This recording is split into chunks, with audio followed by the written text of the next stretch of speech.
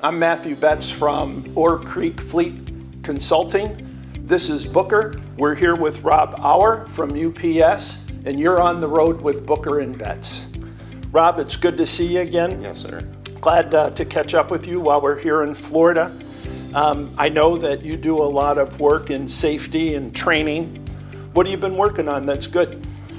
So most recently traveling around the country, helping out the local fleets and facilities out there with the technician groups and local management. So just doing a lot of that, a lot of coaching, a lot of mentoring.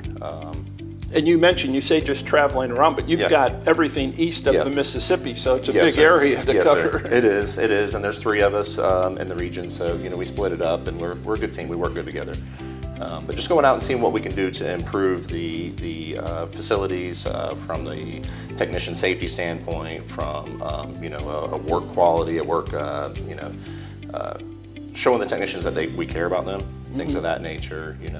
We try and hit all aspects of it while we're there. It's pretty value added. We go into a location and spend a week with them, and fix what needs to be fixed, and spend some time coaching, things of that nature. Yeah, I think it's a pretty common behavior tactic that an organization that shows their people that care gets high engagement. Yes. And then once you have engaged employees, they tend to want to act in a way that's good for the organization and for themselves. Yep. Is there anything in particular that you've worked on, or any particular training where you've had some success that you would want to share with the audience? Most recently, I think one of the things I wanted to talk about was over the last couple of years, we've been expanding the Jacksonville facility, which is on the other side of town. This is a spin-off facility that you're in today. This one is beautiful, by the way. Yeah, thank you.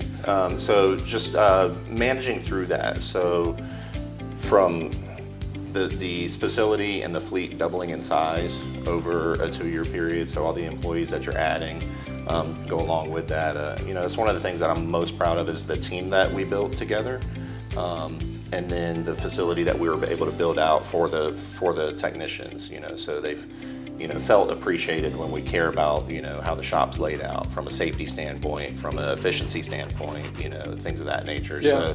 So it really turned out nice. And then the facility, this was a spin-off because that one, there wasn't enough room over there, so this is another facility that you're in today, same thing.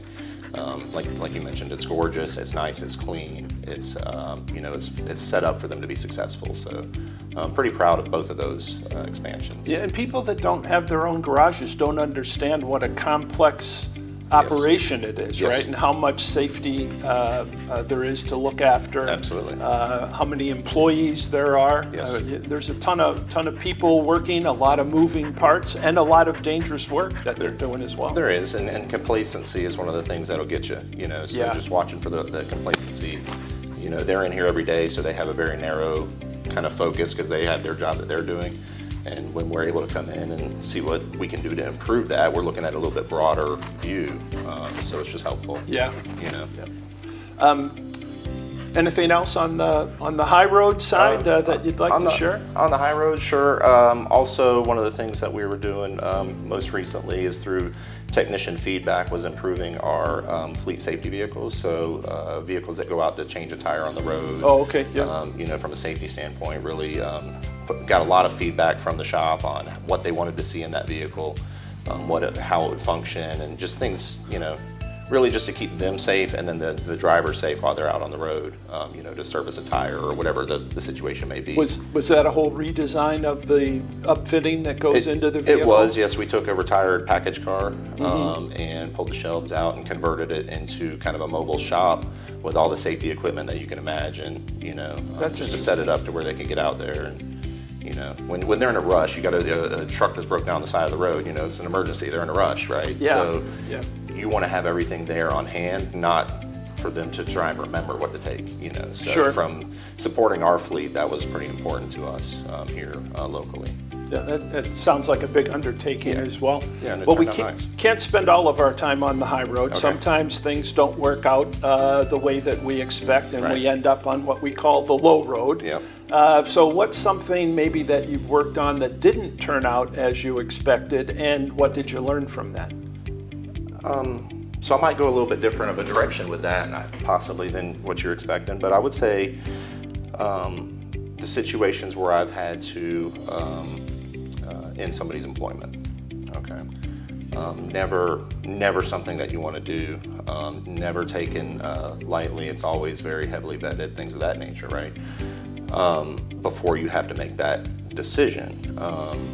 And I guess what I want to talk about that is what I learned from that. I mean, it's a horrible thing to have to deal with, and you had such high hopes when you hired an individual. Sure. Right, we're invested in them personally, because I look at it kind of, I take on a little bit of failure aspect of that myself, if I have to let somebody go, right?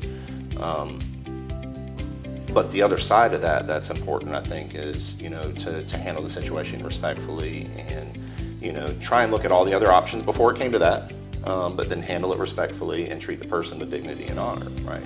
And the reason I bring that up is I recently had a individual, I won't get into specifics, but I recently had an individual that was in that situation a couple of years ago, and he recently reached out to me and thanked me for what I did, which took me back. And so it's like, okay, well, why are you thanking me? And he recognizes where his behavior was at the time. Yep. And he understood that the position that I was in, that I was forced to deal with it, right? But he's thanking me because it was an eye-opener for him, and it was really what's turned his life around to where now he's started his own business, he's operating the way that he needs to operate, and he's a couple years in now, and it's really turned out to be kind of a success story. But the reason I mention that is because you never get to hear those stories. Like, you hope, you hope that person fixes whatever it was, because it's not like you had anything personally against them, it's just you had to do what you had to do because of whatever situation.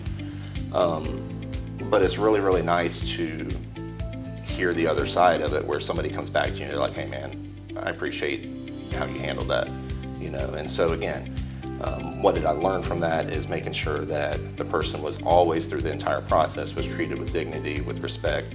It was their story to tell as far as why they're no longer with the company. It wasn't our story to tell. Just the respect aspect of it, because it's I know you've been in fleet management a long time. Like, when you have to remove somebody from a position, like, I mean, you wear that for a while. It goes with you. Well, I can tell you, I've been let go, because maybe a program wasn't working out the way we thought or whatever. Yeah. And I can tell you from personal experience that some people are much better at doing that than others. And it sounds like you've really got a caring approach to it. And it fits with that whole caring approach to your employees that you were talking about here at UPS anyway. Well, thanks for sharing that with us. Yeah. The last road that we like to talk about is the road less traveled. And that's where we ask you if maybe there's something about you that those of us that know you through the industry might not be aware of. So is there something about Rob Auer that you'd like the rest of us to know that might surprise us? Probably wouldn't surprise you, but I mean, I'm a people person. I really care deeply about my people. I'm a car guy, so working on classic cars with my son, classic old BMWs or whatever it happens to be we're getting into, that we really enjoy that. But I would say just investing in people is one of the cores that kind of speaks to me. One of the ways that I started out in the industry was a high school shop teacher, right? Which, as we know, anybody that's in the fleet world, the vocational stuff is kind of going away.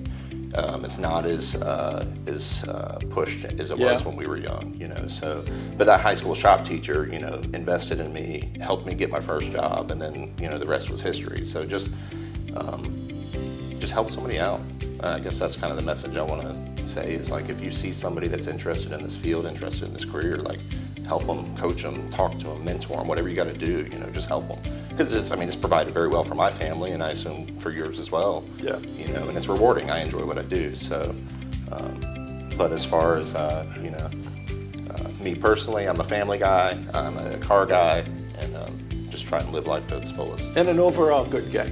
Trying to be. Rob, thanks for your hospitality. Sure. We really appreciate it. Booker's been a little bit restless during this, but we appreciate your time, and thank you very much. Yes, sir.